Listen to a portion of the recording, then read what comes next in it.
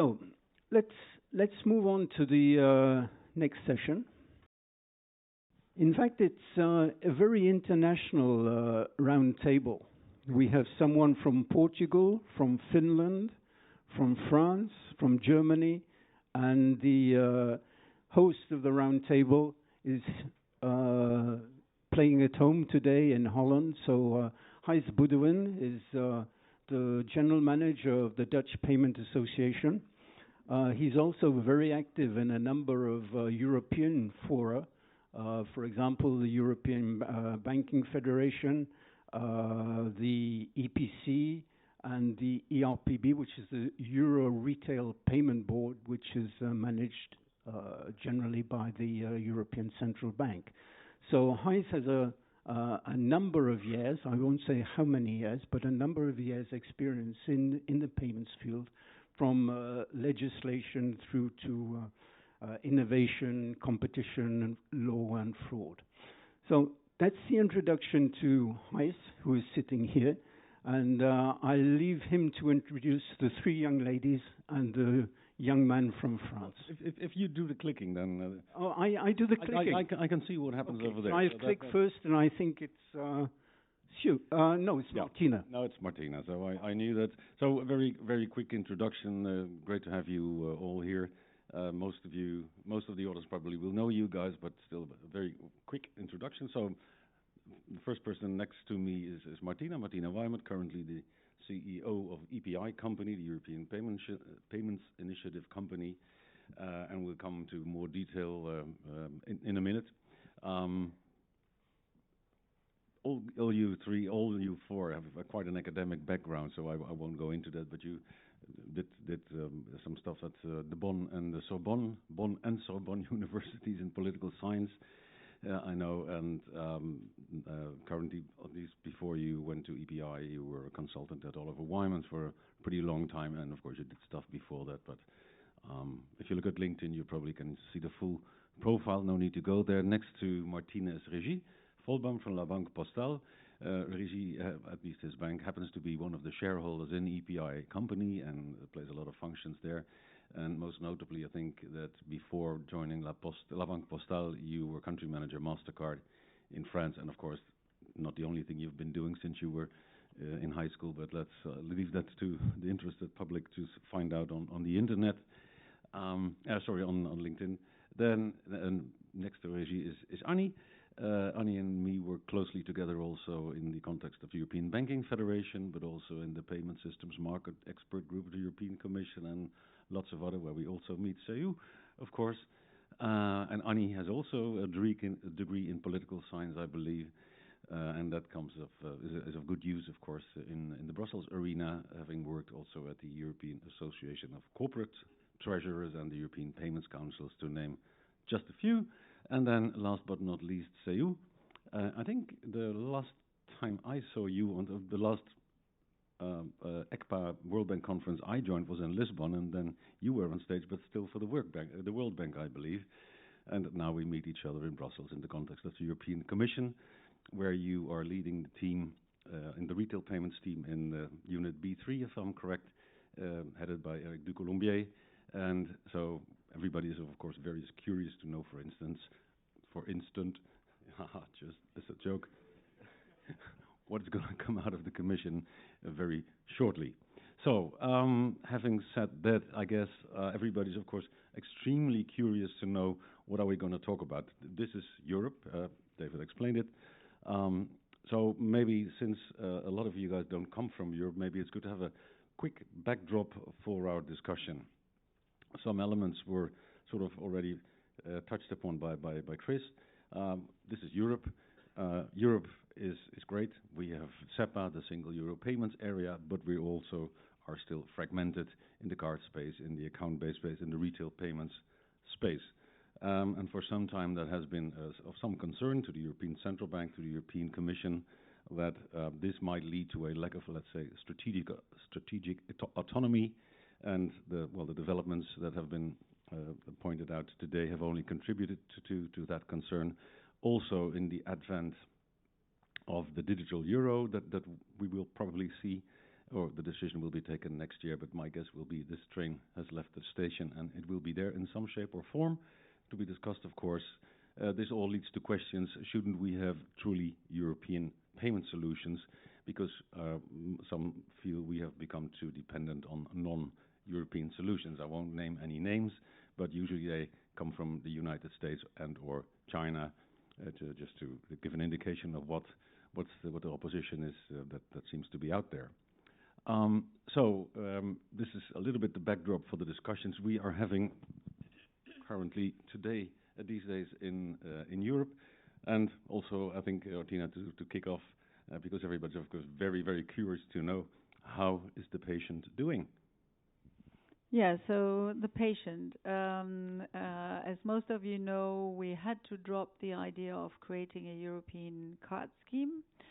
That was in February this year, and nevertheless, well, the shareholders agreed that they wanted to continue with a European solution for instant payments. Before we had both with a wallet, and now we are focusing on that part, which is on the one side good because it's innovative, and it brings to life, especially for the commerce side, the whole instant payment request to pay part. I think it's very important to get it to a large scale. So I think in this sense it's good. On the other side, it's not good because cards was the big volume. So I think we wanted to have both basically, but it was not possible. So at least we are focusing on that innovative part.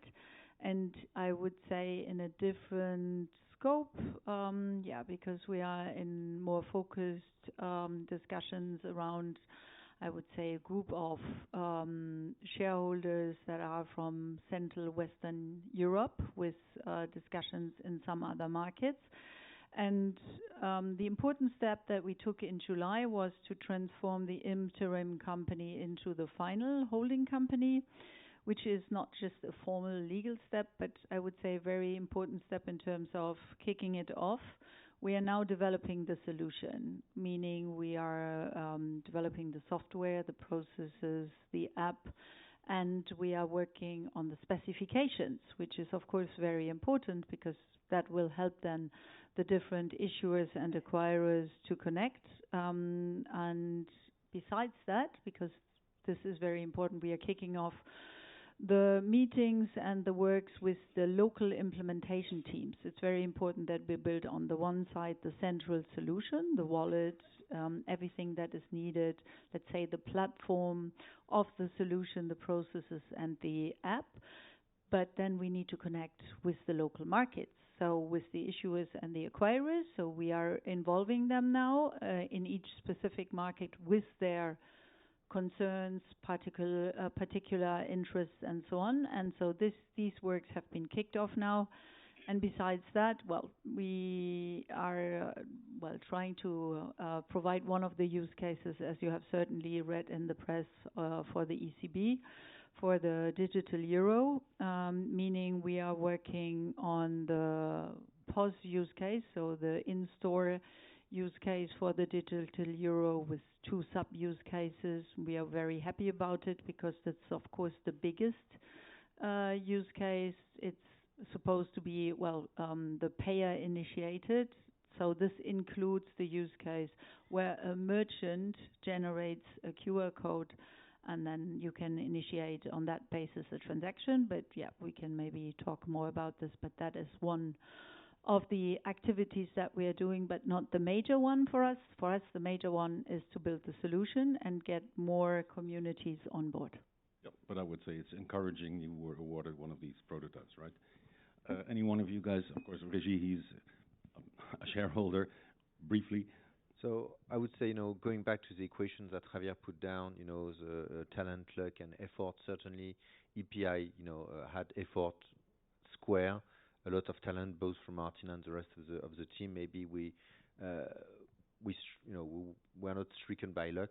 I would say the main issue is, while certain countries need to struggle to launch innovative payments, Europe has to fight, beyond domestic schemes and beyond cultural bias and cultural habits, payments habits, to be able to. But these questions will come later. The how questions. So, but just on the initial thing about the status quo, I mean, the patient seems to be getting better than it was. And we're working hard to make him, stand up and walk and then run again. Okay, so that must be also from a European Commission point of view be good news, I would assume. So let me, I don't know if I have to... Just keep it close to your mouth. Yeah? Good. Okay. The first thing is I'm quite pleased to be here and to see a lot of familiar faces and friends. I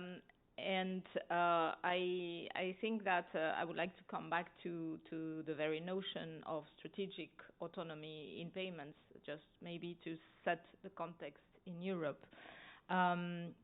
First of all, I mean, of course, this issue was there before the pandemics already, but the pandemics shed kind of a new light on the fact that in Europe we have become excessively dependent on a handful of global actors, which indeed creates a lot of risks for our European ecosystem. And of course, it's a very peculiar ecosystem. But the key aspect of our retail payment strategy adopted in September 2020 is indeed to recognize this issue and to express the determination to do something about it. That's perhaps how I should put, the main goal of our retail payment strategy in the EU, which indeed recognizes that beyond the objectives of consumer protection, of competition, of innovation in payments, it makes sense also to strive for strategic autonomy. We call that open strategic autonomy in our jargon because we want also to remind the world that we remain an open market and that any player that wishes to establish in the EU and provide payment services in the EU can do so, provided they respect the rules of the game. But it's not enough to indeed address the issue of strategic autonomy or lack of it. And there, let me also challenge a little bit what Javier said earlier. We should focus on what we can control. And there I would say we should focus also on reducing what we cannot control. So that's probably going to come up under the how question because you can dream, of course, but what is under your control, short-term, medium-term, long-term. So Anni, of course, we've been talking in the context of the European Banking Federation about these things too. Not all members of the EBF, not all member countries of EBF have well, most of them, to be honest, have not joined EPI yet. How does EBF look at the initiative? Well, I mean, we obviously support all initiatives that can bring more autonomy, independence, sovereignty, however you call it, to the market. Just to maybe add or build on Sale's point, it's not the first iteration of this discussion, right? We've had this push for a pan-European champion or solution since we've had the euro. But I think currently we are seeing a number of things sort of come together in more momentum that there ever has been before. So it's obviously against this backdrop of our wonderful single market being very dominated in certain respects, not in all respects, but in certain very important respects by the international card scheme. So that's always the backdrop. But we've seen the introduction of big tech. They are very specific players, very different players. And I think we need to consider how their entry into the market, not only in payments, but in financial services, how much do we want that? How beneficial? What are the risks for financial stability? So payments is always the entry door, but it doesn't stop there. They will take the interesting parts for them. So that's the second development in the more recent years. Then we've had crypto, some of which may be used for payments. So that raises the question of the currency, the underlying currency. Who issues it? Also a very interesting question for the authorities, but also for the market. There is the geopolitical equation now, and we've seen in the previous presentation, it's not going to go away. It will continue to be challenging. And then you have the broader reflections on what it means to be autonomous in a digital era, not only in payments, but all sorts of other digital areas. So I think that is now coming all together into this massive reflection that is not necessarily come to take a full shape yet, but I certainly hope that it will take shape in the next years. That's a nice bridge. There's probably not a silver bullet solution to solve everything, all our worries, including world hunger, as Dave Birch would say. But so if the mantra being, well, we need more open, that's a good one, I will remember it, open strategic autonomy, we said that's why we need European payment solutions. We're also discussing that in the payment systems market expert group of the European Commission. But what, coming to Regis, what makes a solution European, and what would it take to sort of fulfill the strategic autonomy requirement that we seem to be missing today? Because the consumers, the customers, aren't complaining about the products they have, right? I mean, so the way you pointed, Gijs, is exactly it. I mean, from the consumer standpoint, they see no market failure. You were the boss in France, right? And I would say the second issue is that I would say from the commercial bank perspective, the issue is how can we finance on a long-term basis payment infrastructure? And the more you have different payment means and payment methods and payment rails and channels, the less you have economies of scale, or the more difficult it is to, I would say, guarantee this kind of strategic autonomy. My concern is, on one hand, we prefer as banks that, private market players lead the way. I know that, we may have taken some, too much time from EPI, that maybe, the regulator, whether it's the European Commission or the ECB, is getting more and more impatient. That being said, the question about, this open strategic autonomy raised, at least for me, two questions. First of all, how come we cannot regulate more the threats from outside? Whether that's the international card scheme, whether it's crypto, that's one of my concern. The ECB, the European Commission, can perfectly rule out a number of behaviors that you seem as being, against the interest of European sovereignty, quote unquote. The second issue is more related to, I would say, the way we are going to move forward in that. And I was, I started to hint on that, like Europe is 27 countries, markets.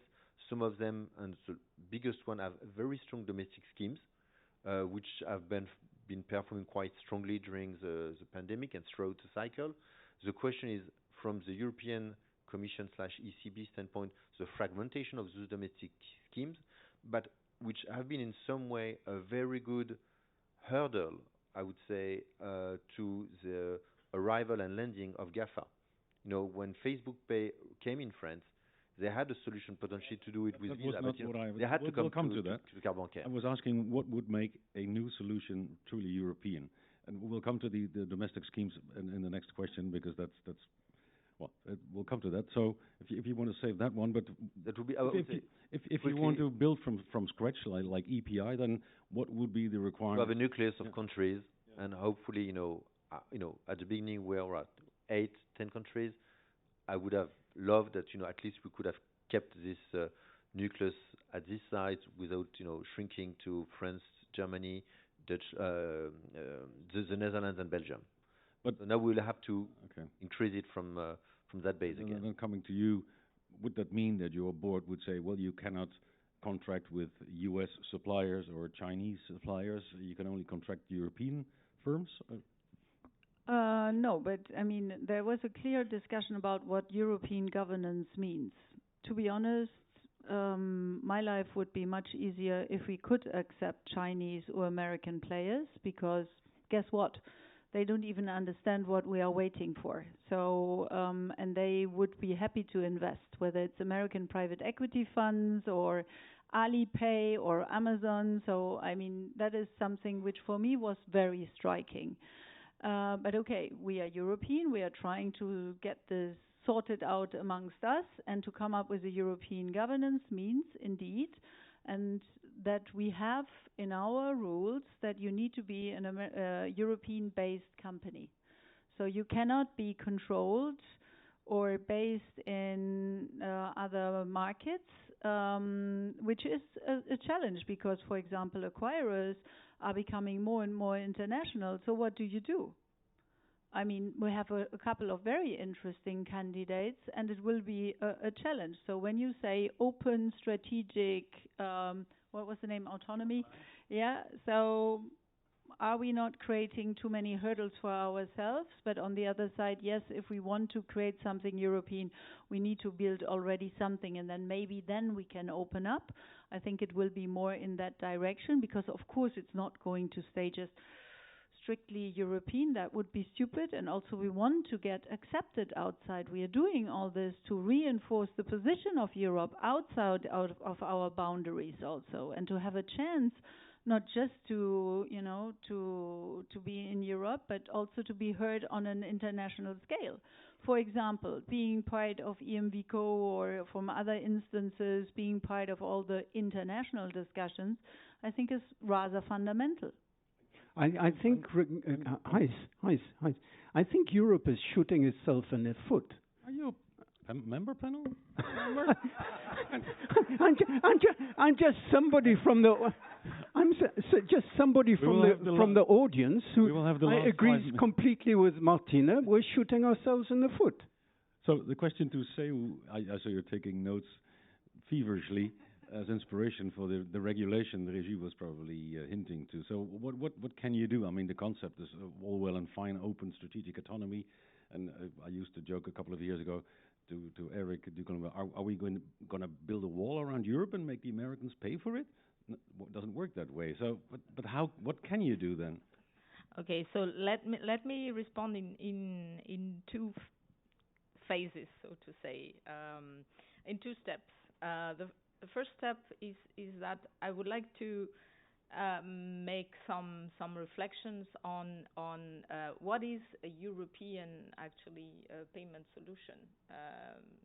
Let me elaborate a little bit on that and take as let's say the point of departure of my reflections, the introduction of the euro in 2002, euro cash and banknotes, coins and banknotes, euro cash. That was the first truly European payment solution, and perhaps still the only one that you can use in shops at least everywhere in the Eurozone. That is a European, a truly European means of payment that you can use anywhere, any shop in the EU. Do we have the equivalent in digital form? No, because if I want to indeed make a payment anywhere in the EU, travel around with my card, I have to have a Visa or a MasterCard logo on it. And that is where we are, right? That could be changed, of course. That could be changed. And then what is our role as regulators? First, indeed, recognize the problem, and that's what we have done in our retail payment strategy. Second, find some ways to address it as a regulator, and we cannot obviously do everything for the market to get there. The market has to deliver those solutions, not us. We have to establish the legal framework that will make that possible. And that's why we are committed in our strategy to do something about instant payments. And we are doing it. We are about to deliver a regulation on instant payments that should support the deployment of instant payments in the EU that can be then used to achieve that strategic autonomy objective. Can you explain for me? We think we know what to expect, but maybe you can briefly explain what we might expect from the audience that is not European here. Obviously, I cannot disclose what is going to be adopted by the College of Commissioners at the end of this month, but we have widely consulted on this, and the logic is to remove obstacles for instant payments to develop. And of course, one of the obstacles that we have identified are, as many of you know, first of all, the fact that you at this stage there is no, the network effects cannot develop, because for that to happen you need the capability at the sending level and at the receiving level to indeed process instant payments. So that is the first thing. The second thing is about the pricing of instant payments, because if it remains as it is currently in some instances niche product pricing, that cannot work. Consumers will not buy it. Third, there is an important obstacle also in terms of the sanctions processes. And whereas currently you have a transactional process in most places, which indeed hinders the processing of instant payments, for sure you can do better than that. So we are also tackling that. And last but not least, creating the trust for end users in terms of situations where you can make mistakes when you send an instant payment to the wrong person. So those are the 4 key domains that we will be addressing in the regulation on instant payments. And so there is an opportunity for the market. But do you see that also as an opportunity, Anni? Does your constituency, I mean, most of the time stuff that comes out of the Commission. Yeah, I mean, lobbyists are always, our business is being negative about most things. I think, listening to the debate, I think the important thing for me is that setting the legislative framework is one thing, and Europe has quite a comprehensive one, I would say. We have quite a robust regulatory framework. There are maybe some areas where I would agree with Regis that maybe we would like to see more action sort of against some of these actors, but there have been recently on some points. But the legislative framework will not make a pan-European champion to be born. It will not make that. Including a business model, right? Including a business model, including a lot of things. So it can be a basis. We have a certain number of issues with the legislative proposal on instant that will come. But I think beyond that, and also maybe hinting to the digital euro debate, I really think we have to recognize that we will not get there if we don't put in place a proper public-private partnership, whether it's for EPI or EMSA or digital euro or whatnot. We really have to work together more than just what we're doing now, a bit separately. I know there's a lot of interest and a lot of push from the regulator side. But we need to be more decisive in pushing together as Europeans to get there. And that, before coming to you, Regis, because that's a very good question. We also sort of had that discussion at the 20th anniversary of the European Payments Council earlier, just before summer. That there's a lot of initiatives, and I would like you to reflect on that in a minute, Regis. So we started from lessons learned from the past. Okay, let's kill all our darlings, start from scratch, EPI. But then, well, we just heard what the situation of the patient is. Then we have the EMSA initiative, and I think Mr. Hamilton said it, they are very resilient and defensive, strong. And indeed, this has been a sort of a defense against the GAFAs, etc., that there are resilient and very large domestic schemes. So we also see them getting together, the EMSA, the European Mobile Payment Systems Association, trying to tie together Blue Code and Ideal and Bithum and Pago Bancomat and the likes, because those are local schemes that have a pretty good position. We, within the European Card Payments Association, are sort of looking at the same thing, because Card Banque could just as well, without the interference of these non-EU players, become interconnected, interoperable, that or a Spanish cardholder could just pay under his own rules and regulations in Germany. I mean, should not need a non-EU solution for that. But then you come to the point of fragmentation, and then I was thinking just before, everybody knows about the volume. The volume is a magical thing that seems to exist in Brussels, which is a multi-stakeholder thing about cards standardization. And you have always been saying, and that's coming to you, Regis, we need the European volumes. I think we all want the same thing. We want to have this open strategic autonomy, a real European thing, but we can't do without all the volumes, not the cross-border, but the domestic volumes. And I was having a chat with Anni. We can't wait for EPI to materialize full swing. We need to preserve the volumes, and that can only be done by interconnecting as soon as we can the existing solutions, and then have a plan and a roadmap where to migrate. Also in the context of the digital euro, we all want the same thing, but there needs to be a plan. There is no overall plan. There is no roadmap. That sort of emerged to me after the EPC, the discussion of Mr. Panetta and the Commissioner. There is not enough coordination, and we're out of sync in various markets, and we should do it all, but we need an overall vision, would be my conclusion. It's a very good summary. The main issue that we have so many projects going on that it's difficult to add another one to say we need to, instead of leapfrogging into something new, we need to do small steps or baby steps with interoperability. Interoperability is something we in parallel, right? Yes, but in parallel means, again, we are coming back to what are the financial means that the public-private market partnership has at its disposal to be able to finance that.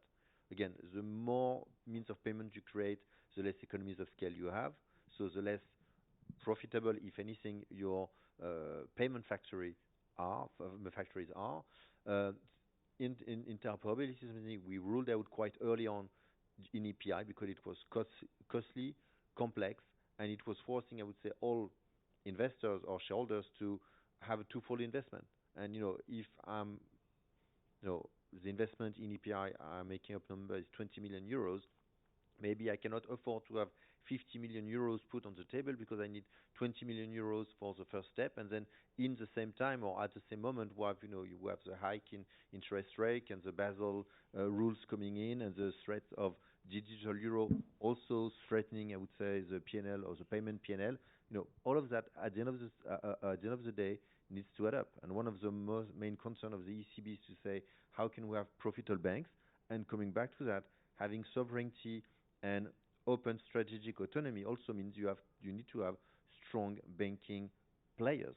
Sure. And if basically you force them not only strong but also clever, and that's the point I'm missing a little bit, because I'm just challenging what you're saying. I fully understand you can only spend your euro once, but my belief is that you should at the same time build EPI, because that would be more the end state. But while I believe you should also preserve the volumes, because EPI will not be the full-fledged thing, especially not in the card space, for some time to come. And if we don't preserve those volumes for a next phase, they might be gone once we get there. And we need the volume. So it sounds defensive, but yet there should be a low-cost, low-regret solution just to maintain the status quo, because, as you rightly said, these fragmented systems have been a pretty good defense so far. But if we don't have them anymore, when you have the optimal solution, what can we do? So. Yeah, I mean, it was one of the questions also in EPI. I mean, let me just share a couple of facts. So what you're talking about is when you have the national solutions, yes, and they are very strong, very efficient for the national markets. But then if you think about the cross-border part, depending on the country, it's 2% or maximum it's 10%, depending on the... So how much do you invest on that 2% or 10% when even if you do it, you will reach how many other markets? Will you overcome a fragmentation? I think we all know yet you don't, because there are not so many national card schemes left. So where do you prioritize your investment? Or even if you would say, we pull it all together and let's do it, you see with EMSA how difficult it is. So, I mean, honestly, I think we are lying to each other in the sense that we say, yeah, let's do interoperability. Sounds like the magic key to, we can combine it all. I think it's super difficult. We looked into it because for us also it would have been a nice movement to offer this first to the national solutions as a first step, yes? And we looked into it technically speaking, and it's goddamn difficult. Please deep dive Technology in is it. not And that difficult, we think. yeah, well, then why it's not existing? If it's so easy and I mean, it has been tried. I know that the card scheme tried for years to do it. We tried to build it up. It is super difficult.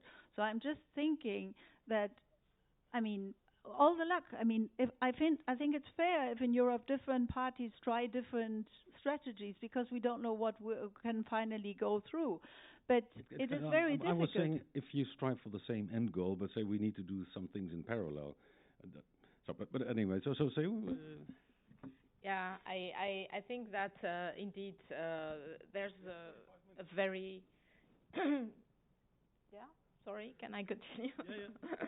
There's a very important thing that we have, I think, learned over the years, that if you start thinking European from the outset, your chance of success is much higher. I mean, that's what was done with the ECPA schemes in a way. You know, you built something European, and then you don't have to make you know the difficult path of then reconciling different pieces of a different of some things that are very different. So I think that is probably one of the things that we should have learned in the past. From the past, and there is something that we are not factoring into this discussion, which is, of course, the big elephant in the room, the digital euro. The digital euro will be European from the start. It will be a truly digital European payment solution. And that will probably shake the market. And it will need a pan-European infrastructure to distribute it. Exactly. So that's the reality of things. That is in preparation in Europe, and I think the market has to adapt to this new reality. And I would add that there are challenges, of course, and the private-public partnership is important here because indeed nobody wants to disintermediate banks, and it's in the interest of the ECB and the Commission that there is a healthy financial sector, but then and there are also huge opportunities.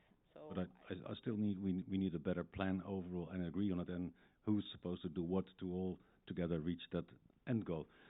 David has pointed out we're running out of time. One final thought, and I'm not sure if there's still time for a question from the audience, David? Sure. Okay. We're running out of time for the discussion, but I know the audience is anxious to ask some questions. One final remark. So say you already had your final remark. Well, Anni? coming back to the digital euro, I really hope it's something that the industry will wake up. I know it's a difficult discussion because there's no use case, there's no end user need, I know, but I think we have to overcome that and somehow accept that this will happen. And I think the industry, the banking industry, has to come together and try to figure out how we can work together and use this as an opportunity. It's easy to say, difficult to do, but it is happening. It will happen. Okay. So 2 final words. First of all, on the instant payment, my main concern is that the players who will be able to have this network of effects and reach economies of scale will be international players, big techs, and Visa and MasterCard who are already working to make sure that they can use their rails to send and receive instant payment. So that's one thing. On the digital euro, obviously it's a very difficult discussion because there is no or little business model.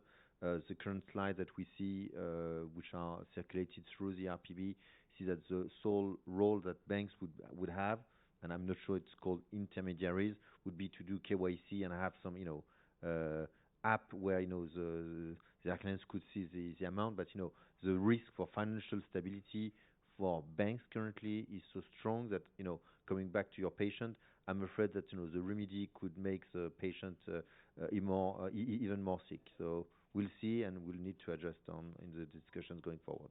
To be continued. And yeah, so on the digital euro, I mean, we don't know. Yes, there's a lack of use case and so on. First of all, I don't think that's a full-fledged solution. It's a currency. A solution for me is much more. A solution is a front and is services, and we should not forget about the consumer. The consumer is looking for a digital value. So what's the digital value or the expectation of the consumer and the merchant? So the strategy we have adopted is, well, the wallet, because it allows us to integrate not only instant payment, but also the digital euro and the digital identity, all with the focus.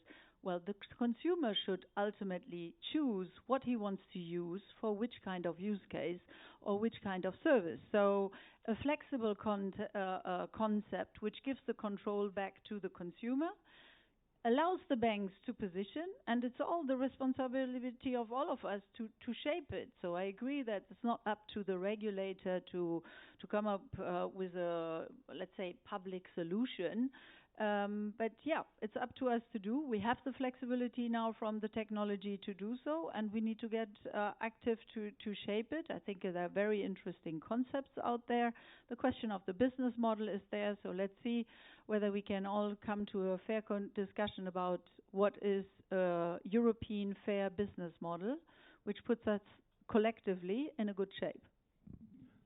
remember the words, the acronym EFB, European Fair Business Model. That's a good one. We remember that one. There seems to be some time left. David, you had a question earlier on. Sorry, I cut you short. No, it was a remark. Oh, okay. But I mean, I can repeat the remark if you want. Okay. Sure. I know that Juan Carlos wants a question, but I'll say something. I'll say the same thing slightly differently, in that we've heard from several of the speakers this morning that we should really understand what we can control and what we can't control. I think, trying to look at it from the audience, which is, I think the majority is non-European, they're saying, well, why isn't Europe doing what they should do? It's not a question of can we control it?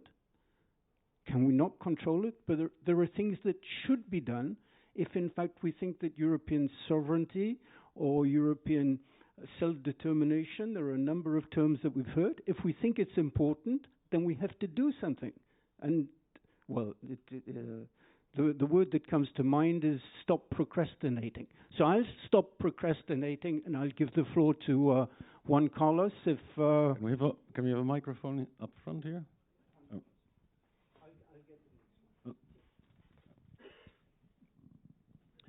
Well, first of all, thank you very much for this roundtable. Very exciting positions, and I got a couple of questions. One is regarding the open strategic autonomy. Regarding that, there are a lot. We are talking about payments, but we should be talking about purchasing and about technology. So, and when you look at the e-commerce, it's fully dominated by American companies. When talking about car not in all countries. There are more countries, yes. Talking about technology suppliers, phone makers, they are all American, from other countries. So do we expect to see also an open strategic autonomy on those areas? Because they all relate to payments. Cloud, chip. So the second question is, this is related to since ECPA now, so far, has given up on the card scheme.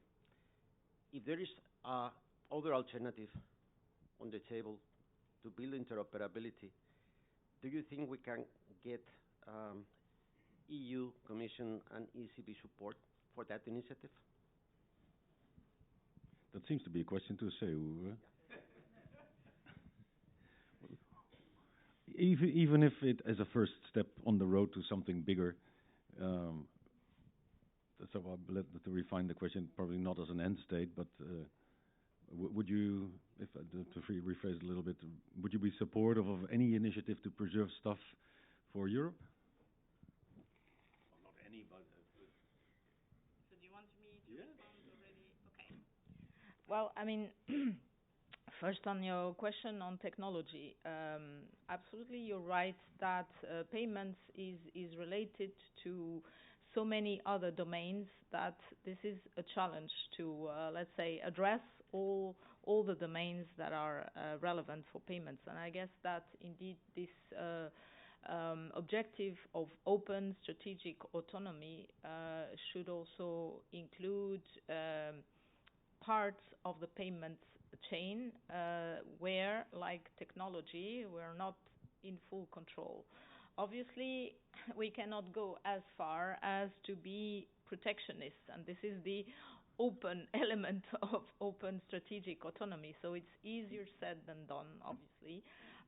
But by, for instance, taking the concrete example of instant payments, by let's say removing obstacles to instant payments, we have the opportunity to be less dependent on certain technologies by definition, because we can at European level shape the standards that we will rely upon and the technologies that will follow.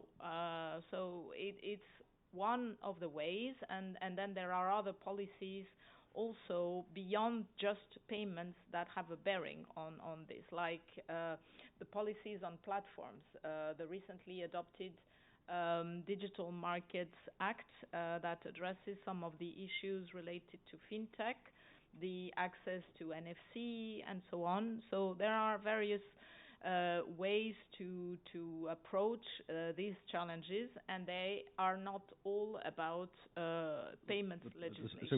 So that makes it difficult. Can interrupt you? I think you agreed when David interrupted about not shooting ourselves in the foot. What did you mean with that? How do you see that? I mean, all the stuff we use to make the payment, as Juan Carlos says, comes from elsewhere. So. Yeah, I mean, we need to speak up a little bit more, I think, and become a little bit more proactive. I think an interesting example is what will the Commission finally do about Apple Pay? I think it's an interesting fight that is going on, or let's see. I mean, about the whole interchange discussion. I find it interesting. While we had a first regulation, the real fight now in interchange is again in the US, where the government is becoming much more active, as we are. Why isn't it the European Commission that is more there at the forefront? So I think we are right now in the moment where we are defining what the position is or how active will we be. It's not just taking away the barriers. I'm sorry about this. That is one very important step, of course, but it's also having an active policy. Active policy for me means getting our acts together on the priorities. If I take a step back, we haven't solved, as you say, the interoperability, or what do we do with European cards.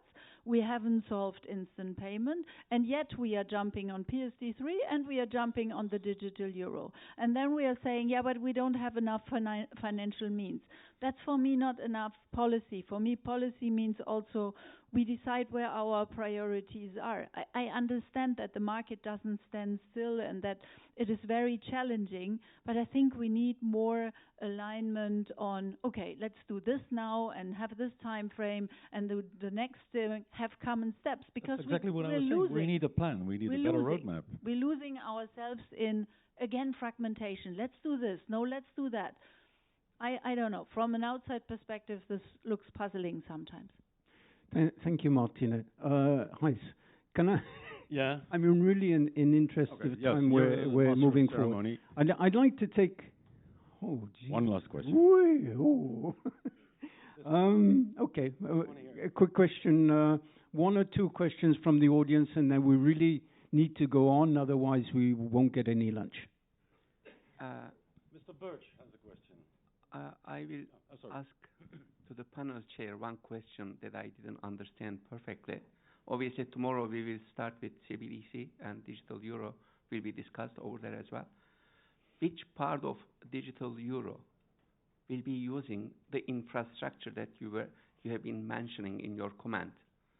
That was the first part, and the second part is to yourself, please. is it possible to allow a payment service that may have some systemic properties to operate without a banking license? Thank you. I would not answer the second question because that would be a very long answer, I'm afraid.